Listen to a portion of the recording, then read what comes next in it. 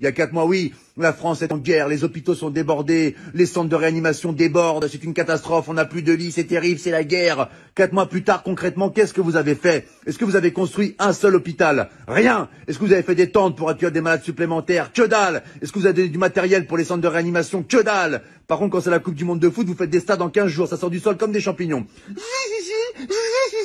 Les stades, ils les font en 3 semaines. En Chine, ils ont fait un hôpital en 10 jours. Nous, ça fait 4 mois, on n'a même pas des couvertures en plus. Un oreiller non plus? Bon, bah écoute, c'est super, hein, vive la France.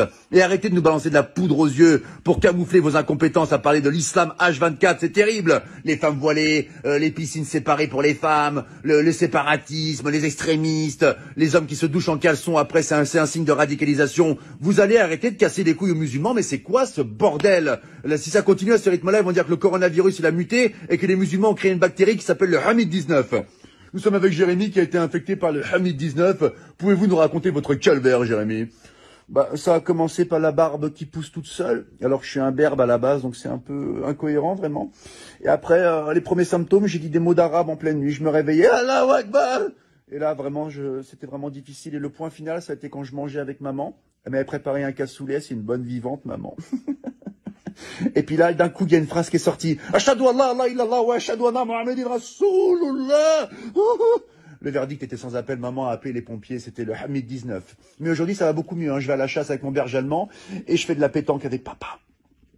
Voilà, c'était Jérémy qui a été infecté par le Hamid 19. Laissez les musulmans tranquilles, c'est insupportable. On a l'impression qu'il y a que eux qui existent dans le monde, vous les massacrez H24. Là, je m'adresse au peuple de France. Il faut qu'on défende nos frères musulmans, ce sont des Français à part entière comme nous. C'est comme si on laissait un gamin à l'école se faire tabasser par 10 personnes et qu'on réagissait pas. Il faut qu'on les défende, d'accord? Les médias se servent d'une minorité pour salir une majorité. Ils leur cassent les couilles. La plupart des musulmans, ils sont en France, ils sont sans problème, on les entend jamais. Ils veulent une vie tranquille comme vous, comme moi, comme nous tous.